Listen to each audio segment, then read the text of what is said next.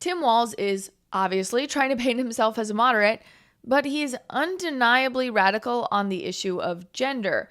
Tim Walz said in 2017 that 10-year-olds can choose their gender and the bathroom facility of their choice. Video footage from a town hall from 2017 showcases exactly what Walz believes. And when I think through this, when I say this as a teacher, there's about 150,000 of our children identified in our schools, in our public schools, trans students. And as a teacher, my number one responsibility in the classroom is the safety, security, and belongingness of every single child in that classroom. And if this child, for those who have concern, and I will not minimize people's concerns who are concerned that this is going to make an unsafe situation, whatever, I ask you that in many cases, these are children my son's age, a fourth grader, a 10-year-old, who just wants to go to the bathroom, and their identity is they are male or female, and they just go in that bathroom and use it. I'm not trying to opine on this issue at hand, but I'll absolutely say that this is not a moderate position. The Democratic Party structure, they have two positions that I believe serve them well at the voting booth, but are actually really out of touch with the average liberal.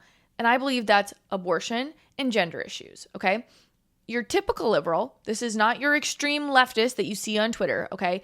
I'm thinking your apathetic suburban mom liberal believes that abortion should be allowed probably until the end of the first trimester, and that for the handful of transgender people identifying as transgender as adults, we should, quote, just, be nice to them.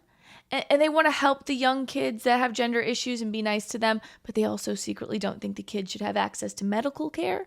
So I'm not saying any of those positions are right. I'm just telling you that is what the moderate or average moderate Democrat in America believes. What Tim Walz just said is not moderate. It's well beyond the extreme viewpoint. And it's not just like his one town hall statement that leads me to believe this. There's countless statements he's made about this. Reading from the Daily Wire, it's an original piece from Spencer Lindquist, I guess? Lindquist. Yeah, that's how you would say it. Doesn't matter.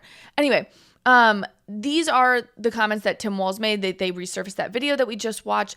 And it also points out that Walz maintains an extreme position on specifically minor gender issues. After being elected to governor in 2018, he signed legislation allowing the state to seize custody of children whose parents refuse to provide so-called gender-affirming care.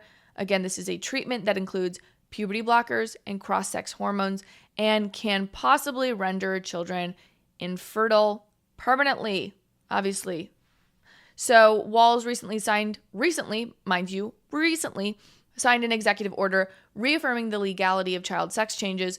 Minnesota Lieutenant Governor Peggy Flanagan wore a shirt to the signing that read, "Protect trans kids," with a knife across it, while a 6-year-old boy wearing a dress stood by Tim Walz.